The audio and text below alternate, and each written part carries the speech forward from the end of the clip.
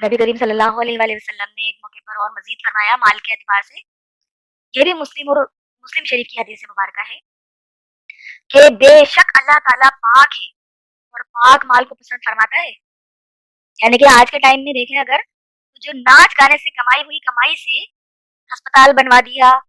Welfare इदारा बनवा दिया, तो अल्लाह के हुजूर वो जीरो से मल्टीप्लाई हो जाएगा। तो आगे उस हदीस के अल्फाज हैं मुस्लिम शरीफ की हदीस मुबारक में, आप सलाम ने कहा कि एक शख्स दूर दराज इलाके से सफर करके आता है और वो इस हाल में आता है कि गंदा बाल है, उसके जिस्म पर मिट्टी लगी हुई है और ऐसी हालत है कि आम इंसान भी उसको देखेगा ना तो उस पर तरस आ जाएगा उसे। फिर वो अल्लाह ताला के हुजूर अपना हाथ बुलंद करके लंबी लंबी दुआएं मांगते हैं, या रब या रब या रब। लेकिन वो इस हाल में अल्लाह को पुकार रहा है कि उसका खाना हराम का है, उसका पीना हराम का है, उसका पहनना लिबास हराम का है। यानी कि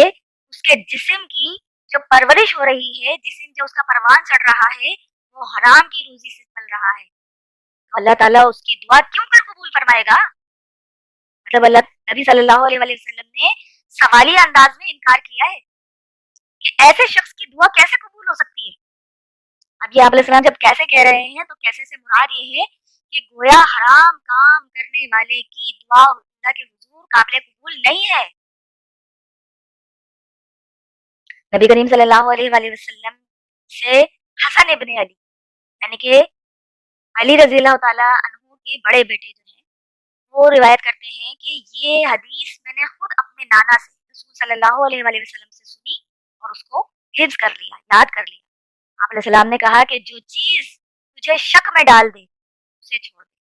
शक से पाक जो शे है वो इख्तियार कर, क्योंकि सच्चाई में इत्मीनान है और झूठ में शक है। तो नबी सल्लल्लाहु अलैहि वसल्लम ने तो शक डालने वाली चीज को भी उससे भी इज्तनाब करने का हुक्म दिया है। और हम लोगों को तो वाज़ेह समझ में आ रहा होता है कि जो भी कारोबार में झूठ, आज तो बल्कि ये कहा जाता है झूठ के बगैर कारोबार ही नहीं हो सकता। कैसे कारोबार करें? नबी करीम सल्लल्लाहु अलैहि वसल्लम की हदीस मुबारक अल्हम्दुलिल्लाह ये रोजी कमाने के एतबार से, हलाल माल की कमाई के एतबार से जो कस्ब हलाल का जिक्र मैं कर रही थी, अल्हम्दुलिल्लाह यहाँ पर उसका कंप्लीट हो जाता है। और इससे हमें यही नसीहत हासिल करने की ज़रूरत है कि हम हर मुमकिन हद्दुल इम्कान ये कोशिश करें कि थोड़ा कमाएं लेकिन हलाल कमा लें, कम में गुजारा कर लें लेकिन अल्लाह की नाफरमानी से ना कमाया गया हो, कहीं अल्लाह के हुजूर इस एतबार से पकड़ ना हो जाए कि इतने सदकात खैरात और हज उम्रे कर लिए तो क्या बड़ा काम किया, वो सारी कमाई तो हराम की थी। इस चीज से डरना चाहिए इंसान। हमारी अपनी जो ख्वाहिशात है ना उसको थोड़ा सा मुख्तसर कर लें, मुख्तसर सी जिंदगी है ना, मुख्तसर से ऐशो आराम से गुजारा कर लें। अल्लाह के हुजूर इंशाल्लाह जन्नत में जाएंगे तो बेशुमार नेमतें ही नेमतें मिलेंगी। अब मैं थोड़ा सा टॉपिक शुरू करना चाह रही हूँ, जितना वक्त इजाजत देगा इंशाल्लाह उसको जिक्र कर लूंगी और फिर बाकी जो रह जाएगा उसको इंशाल्लाह अल्लाह की तौफीक से नेक्स्ट थर्सडे जिक्र कर लेंगे, क्योंकि नेक्स्ट थर्सडे भी हमने रमजान का ही इस्तकबाल में ही गुजारना है इंशाल्लाह। उस हवाले से जो रमजान की फजीलत आई है ना उस हवाले से डिस्कस करना चाह रही हूँ कि अल्लाह सुब्हाना व तआला ने जो रमजान को अहमियत से नवाजा है और इसके अलावा नबी करीम सल्लल्लाहु अलैहि वसल्लम ने रमजान में रोजे रखने वाले के लिए जो कुछ खबरियां बताई, उस एतबार से इसको जिक्र करने का इरादा कर रही हूँ जो रमजान की फजीलत है। अभी तक जो हम कुरान मजीद में सूरह बकरा के रुकू नंबर 23 में आयत नंबर 183 से 188 तक डिस्कस कर रहे थे, वो कुरान का हुक्म था, अल्लाह का फरमान था। अब जो जिक्र करेंगे वो नबी करीम सल्लल्लाहु अलैहि वसल्लम की सहीहुल असनाद अहादीस की रोशनी में रोजे की अहमियत को समझने की कोशिश करेंगे। सबसे पहली हदीस जो है वो बुखारी और मुस्लिम में मुत्तफकुन अलैह है। वो हदीस मुबारका कि नबी करीम सल्लल्लाहु अलैहि वसल्लम ने फरमाया इस्लाम के बुनियादी अरकान जो है ना वो 5 है। यानी कि कोई भी इमारत की जो बेस होती है और उसके जो पिलर्स बनाए जाते हैं उसके एतबार से, इस्लाम के एतबार से आप ने जिक्र किया नंबर 1 तौहीद, इस बात की गवाही देना कि अल्लाह ताला एक है। یعنی کہ کلمہ طیبہ لا الہ الا اللہ محمد رسول اللہ، یہ سب سے پہلی بنیاد ہے، بیسمنٹ جو بنائی جاتی ہے نا وہ سمجھ لیں۔ اور نمبر 2 نماز قائم کرنا، نماز جو قائم نہیں کرتا ہے اس کے لیے تو قرآن مجید میں آ گیا اقیموا الصلاۃ ولا تکونوا من المشرکین، نماز قائم کرو، مشرکوں میں سے نہ ہو جانا، جو نماز نہیں پڑھتا وہ اللہ کے حضور مشرک ہے۔ تو نماز جو بنیادی ارکان ہے اسلام کے اس میں سے نمبر 2 پر ہے۔ پھر اس کے بعد نمبر 3 زکوٰۃ دینا، کہ جو آپ کا مال ہے اس کو مزید اللہ تعالیٰ کے حضور قبول کروانے کے لیے، اس کو پاک کرنے کے لیے، پہلے ہی حلال روزی کمائی ہے مگر اس کو مزید اللہ تعالیٰ کی راہ میں خرچ کرنا، اس غرض کے ساتھ کہ میرا جو پاک مال ہے اس میں اور اللہ کی طرف سے برکت ہو جائے، نمبر 3 ہو گیا۔ نمبر 4 ہے استطاعت ہو تو حج عمرہ کرنا، اور جو صاحب استطاعت ہے صرف ان کے اوپر زندگی میں ایک بار فرض ہے، بار بار حج عمرے کرنا کوئی فرض نہیں ہے، بلکہ استطاعت والوں کو بھی چاہیے کہ وہ دوسروں کو حج عمرے کے لیے بھیجیں تو زیادہ افضل بات ہے۔ اور نمبر 5 ہے رمضان کے روزے رکھنا، یعنی کہ فرض روزے، نوافل جو ہے اس کی پکڑ نہیں ہے، رکھیں گے تو مزید جیسے جتنا میٹھا ڈالو اتنا ہی اچھا لگتا ہے، یہ اس اعتبار سے تو رمضان کے روزے جو فرض ہیں وہ اسلام کے بنیادی ارکان میں سے آتے ہیں، یہ کوئی ایسی ڈھیلی ڈھالی بات نہیں ہے، بہت اہمیت ہے ان روزوں۔ پھر اس کے بعد دوسری حدیث مبارکہ وہ بھی متفق علیہ ہے، بخاری اور مسلم دونوں میں ہے، آپ صلی اللہ علیہ وسلم نے فرمایا جب رمضان کا مہینہ آتا ہے تو آسمان کے دروازے کھول دیے جاتے ہیں، ایک طریق میں آتا ہے رمضان کے دروازے کھول دیے جاتے ہیں، دوسری طریق میں لفظ آیا ہے جنت کے دروازے کھول دیے جاتے ہیں، اور تیسری طریق میں آیا ہے کہ رحمت کے دروازے کھول دیے جاتے ہیں۔ تو آسمان کے دروازے، جنت کے دروازے یا رحمت کے دروازے، یہ تینوں الگ الگ طریق میں ذکر کیے گئے ہیں۔ اور پھر آگے حدیث مبارکہ میں آتا ہے کہ جہنم کے دروازے بند کر دیے جاتے ہیں، یہ رمضان کے مہینے کی خصوصیت بتائی جا رہی ہے، اور شیاطین جکڑ دیے جاتے ہیں۔ اب یہاں پہ شیاطین جکڑ دیے جاتے ہیں کا لفظ ہے، اور آگے ایک اور ترک میں آتا ہے طریق میں کہ سرکش شیاطین جو ہے نا وہ جکڑ دیے جاتے ہیں۔ اس حدیث مبارکہ سے لوگ اس طرح بھی سوچتے ہیں جب شیاطین جکڑ دیے جاتے ہیں تو مہنگائی کیوں ہو جاتی ہے،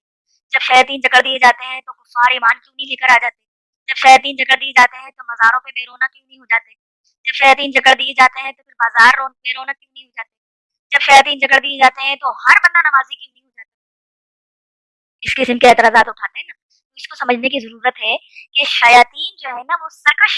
شیاطین جو ابلیس لعین کے بڑے بڑے چیلے ہیں نا ان کو جکڑ دیا جاتا ہے، اور باقی چھوٹے چھوٹے جو ان کے کارندے ہیں، اور سب سے بڑھ کر ہمارا اپنا نفس جو ہمیں برائی پر ابھارتا ہے، ہر انسان کے ساتھ 2 قرین اٹیچ کیے گئے ہیں، اور ایک اس کو برائی کی طرف دعوت دیتا ہے، ایک اس کو اچھائی کی طرف دعوت دیتا ہے، تو انسان کا اپنا نفس جو ہے نا وہ تو نہیں بند ہو جا رہا، وہ تو اس کو برائی کے لیے اکسا رہا ہے، یہاں پر وہ ہر انسان کو اپنے نفس کے لیے اصلاح کی ضرورت ہوتی ہے۔ اصل ہم لوگوں نے تو لفظوں کے اوپر کھیل تماشا بنا دیا ہے نا، تو اس کو اسی مفہوم کے ساتھ سمجھنا چاہیے احادیث کو جس پیرائے میں اس حدیث کو ذکر کیا جا رہا، کہ آپ علیہ السلام کا کہنے کا مقصد یہ ہے کہ آسمان سے بھرمار ہو رہی ہوتی ہے اللہ تعالیٰ کی نعمتوں کی، رحمتوں کی، بخششوں کی، مگر مانگنے والا بھی تو ہو، شیاطین کو بھی جکڑ دیا گیا ہے، قید کر دیا گیا ہے، لیکن اپنے نفس کو روکنے والا بھی تو کوئی ہو۔ ایک اور تیسری حدیث مبارکہ ہے، یہ جامع ترمذی میں ہے، اور اس میں آپ علیہ السلام نے فرمایا کہ رمضان میں آسمان کے دروازے کھول دیے جاتے ہیں، جہنم کے دروازے بند کر دیے جاتے ہیں، سرکش شیاطین قید کر دیے جاتے ہیں، اور ہر رات ایک منادی ندا کرتا ہے اللہ کی طرف سے کہ اے خیر کے طالب ہمت کر اور نیکیاں کرنے کے لیے آگے بڑھ، اور اے شر کے طالب رک جا، اب تو باز آ جا۔ اور ہر رات میں اللہ تعالیٰ کی طرف سے جہنم سے آزادی، کچھ لوگوں کو آزاد کیا جاتا ہے، اللہ اکبر۔ تو اس حدیث، یہ صحیح حدیث مبارکہ ہے، اس حدیث مبارکہ کی روشنی میں وہ والی جو حدیث ہے نا جس میں کہا جاتا ہے کہ پہلا عشرہ رحمت کا، دوسرا عشرہ برکت کا، اور تیسرا عشرہ مغفرت کا، جہنم سے نجات کا، تو وہ حدیث ضعیف ہے، کیونکہ یہاں پر حدیث مبارکہ میں کہا جا رہا ہے کہ ہر رات ہی اللہ تعالیٰ جہنم سے لوگوں کو آزاد کر رہے ہوتے ہیں، جہنم کے دروازے ہی بند کر دیے جاتے ہیں، یعنی کہ اگر کوئی مشرک کافر منافق بھی رمضان کے مہینے میں فوت ہوتا ہے نا تب بھی اس کے جو مقام ہے جہنم میں اس کی کھڑکی نہیں کھولی جاتی، کس قدر اللہ تعالیٰ شد و مت کے ساتھ اپنی رحمت بانٹ رہا ہے، مگر ہم اتنے بدبخت ہیں کہ ہم پھر بھی اس اللہ تعالیٰ کی سیل سے فائدہ نہیں اٹھانا چاہتے. فائدہ اٹھانے سے جو محروم رہ جاتا ہے اس سے بڑا بدبخت جو ہے وہ اللہ تعالیٰ ہمیں ان لوگوں میں شامل نہ کرے. چوتھی حدیث ہے وہ بھی صحیح بخاری شریف سے ہے. آپ صلی اللہ علیہ وسلم نے فرمایا کہ جو شخص ایمان اور احتساب کے ساتھ، اب ایمان تو سب کو سمجھ میں آ رہا ہوتا ہے، احتساب کے اندر مسئلہ کھڑا ہو جاتا ہے. احتساب جو ہے وہ 3 باتوں کا مجموعہ ہے، یعنی کہ اس خلوص نیت کے ساتھ کہ یہ میری عبادت، یہ میرا عمل خالصتاً اللہ کے لیے، اللہ کی رضا کے لیے ہو، صحیح عقیدے کے مطابق ہو، جو نبی علیہ السلام نے تعلیم فرمایا ہو اس طریقے پر ہو، اور تیسرا اس میں اپنی مغفرت کروانا مقصد ہو، لوگوں کو جتانا مقصد نہ ہو. جو شخص ایمان اور احتساب کے ساتھ رمضان کے روزے رکھے، اللہ تعالیٰ اس کے پچھلے تمام گناہوں کو معاف فرما دیتے ہیں. اور جو شخص ایمان اور احتساب کے ساتھ رمضان کی راتوں کا قیام کرے، اس کے پچھلے تمام گناہوں کو معاف فرما دیتے ہیں. اللہ اکبر. اب یہ جو حدیث مبارکہ ہے اس میں یہ بات بھی یاد رہے کہ یہ جو پچھلے تمام گناہوں کی معافی کا یہاں پر اعلان کیا جا رہا ہے، یہاں پر صغیرہ گناہ مراد ہے، کبیرہ گناہ مراد نہیں لیے جائیں. کبیرہ گناہ تو صحیح توبہ سے ہی معاف ہوتے ہیں. ان گناہوں کی توبہ کی جائے، اور صحیح توبہ یہ ہوتی ہے کہ اس گناہ کو ایکسیپٹ کیا جائے. اگر پبلکلی کیا ہے گناہ تو پبلکلی ہی اس کو ایکسیپٹ کیا جائے گا. کسی دوسرے کے ساتھ ناانصافی کی ہے تو اس انسان سے جا کر معافی مانگنی ہوگی. یہ ہے اصل توبہ. اور پھر آئندہ سے اس گناہ کو دوبارہ نہ کرنے کا عہد اللہ کے حضور اپنے آپ سے کیا جائے گا. تو یہ ہے کبیرہ گناہوں کی توبہ. کیونکہ نبی کریم صلی اللہ علیہ وسلم کی حدیث مبارکہ میں آتا ہے کہ جو کبیرہ گناہ ہے وہ توبہ سے معاف ہوتے ہیں، اور جو صغیرہ گناہ ہے وہ ایک نماز سے دوسری نماز کے درمیان میں جو خطائیں سرزد ہو جاتی ہیں، اللہ تعالیٰ ان کو اگلی نماز پڑھنے سے ہی معاف کر دیتا ہے. ایک جمعے سے دوسرے جمعے کے درمیان جو صغیرہ گناہ ہو جاتے ہیں اللہ تعالیٰ ان کو معاف فرما دیتا ہے. ایک رمضان سے دوسرے رمضان کے درمیان میں جو صغیرہ گناہ ہو جاتے ہیں اللہ تعالیٰ ان کو معاف فرما دیتا ہے. تو یہ صغیرہ گناہوں کی بات ہو رہی ہے، کبیرہ گناہوں کی نہیں. کبیرہ گناہ کے لیے توبہ ہی کرنی ہوگی، اور پھر آئندہ اس گناہ کو نہ کرنے کا پختہ عہد کرنے کا مطلب ہوتا ہے کہ پھر اب اس کی اللہ سے امید کی جا سکتی ہے توبہ کرنے کی. اور اس حدیث مبارکہ جو ذکر کر رہی تھی میں بخاری اور مسلم کی، اس کے ساتھ یہ آگے مزید آپ علیہ السلام نے فرمایا کہ ایمان اور احتساب کے ساتھ جو شخص شب قدر کا قیام کرے اس کے بھی تمام پچھلے سارے گناہ معاف ہو جاتے ہیں. لیکن یہ وہی والی بات ہے کہ چھوٹے صغیرہ گناہوں کی معافی کا اعلان کیا جا رہا ہے، اس میں کبیرہ گناہ کو تصور نہیں کیا جائے. حدیث نمبر 5 وہ بھی صحیح بخاری اور مسلم سے ہے، متفق علیہ ہے. اس میں آتا ہے نبی کریم صلی اللہ علیہ وآلہ وسلم نے رمضان کے روزوں کے فضیلت کے اعتبار سے اس طرح فرمایا کہ رمضان میں ہر نیک عمل 10 سے 70 گنا تک اللہ تعالیٰ بڑھا دیتے ہیں. اللہ تعالیٰ ہر عمل کرنے کو، عام دنوں میں بھی 10 گنا تو نیکی ملتی ہے نا، لیکن رمضان میں 10 سے 700 گنا تک اس کو بڑھا دیتے ہیں. اللہ کہ آگے اللہ تعالیٰ فرماتے ہیں کہ بے شک روزہ خاص میرے لیے ہے اور میں ہی اس کی جزا دوں گا. میرا بندہ کھانے پینے سے اور اپنی خواہشات سے خود کو روکتا ہے میری خوشی کی خاطر، میرے لیے، میری وجہ سے ترک کیا ہے نا اس نے. تو روزے دار کے لیے 2 خوشیاں ہیں. پہلی خوشی جب وہ افطار کرتا ہے، رگیں تر ہو جاتی ہیں، بھوک چلی جاتی ہے، اس کو توانائی محسوس ہوتی ہے، اور تھوڑے ٹائم کے بعد جب وہ غذا حاصل کرتا ہے تو واقعی غذا کی بھی قدر آتی ہے، اور پتہ چلتا ہے کہ انسان کتنی نکاہت محسوس کر رہا تھا، کمزوری محسوس کر رہا تھا. ویسے تو انسان بڑا اپنے آپ کو سرکش بنتے دیر نہیں لگاتا. توانائی جب ہوتی ہے تو بہت انسان جو ہے وہ سرکشی کرنے کے لیے اپنے آپ کو آمادہ کر لیتا ہے. تو ایک خوشی اس کو جب ملتی ہے جب وہ روزہ افطار کرتا ہے، اور دوسری خوشی اس کو جب ہوگی جب وہ اپنے رب سے ملاقات کرے گا. آگے الفاظ ہیں اسی حدیث کے کہ روزے دار کے منہ کی بو اللہ تعالیٰ کو کستوری کی خوشبو سے بھی زیادہ بڑھ کر محبوب ہے. اور آگے الفاظ آتے ہیں روزہ ڈھال ہے،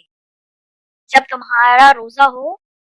تو فحاشی اور بے حیائی اور گناہ کے کاموں سے اجتناب کرو. یعنی کہ خود کو روکے رہنا ہے نا. روزہ رکھنے کا مقصد ہرگز یہ نہیں ہے کہ صبح سے شام تک جو ہے وہ یہ پیاسے رہنا ہے. نہیں بلکہ روزے کا لغوی معنی اپنے آپ کو روک لینا، گناہوں سے، نافرمانی سے، اللہ کی فحاشی کے کاموں سے خود کو روک لینا۔ اور اگر روزے کی حالت میں کوئی تم سے جھگڑا کرے، اس سے کہو کہ بھائی میں روزے سے، مطلب آج اس سارے جھگڑے کو جانے دے، میرا بھی روزہ، میرا بھی روزہ، روزہ کیوں کل کلامی کے لیے آمادہ ہو رہا ہے۔ یہ بات اس کے اندر اللہ تعالیٰ نے اپنے بندوں کو نبی صلی اللہ علیہ وآلہ وسلم کی زبانی تعلیم فرمائی۔ اور حدیث نمبر 6 ہے، وہ بھی بخاری مسلم سے ہے، الحمدللہ۔ آپ صلی اللہ علیہ وآلہ وسلم نے فرمایا کہ جنت کے 8 دروازے ہیں، اس میں سے ایک دروازے کا نام ہے الریان، جو خاص ان لوگوں کے لیے ہے جو روزے دار ہیں، یعنی کہ جنت کے 8 دروازے ہیں، جہنم کے 7 دروازے۔ اور جیسے جنت کے 8 دروازے مختلف نام ہیں، شہداء کے لیے اور نمازیوں کے لیے اس طریقے سے، لیکن روزے دار کے لیے خاص مطلب ایک دروازے کا اہتمام کیا گیا ہے، جہاں سے دنیا میں روزہ رکھنے والے جو بندے ہوں گے ان کو پکارا جائے گا، اور اس دروازے سے ان کو جنت میں داخلہ ملے گا، الحمدللہ۔ آج یہیں تک ہی کمپلیٹ کرتے ہیں۔ اللہ تعالیٰ سے دعا ہے جو حق بات میں نے کہی اللہ تعالیٰ ہمارے دلوں میں راسخ فرمائے، اور اگر جذبات میں میرے منہ سے کوئی غلط بات نکل گئی ہے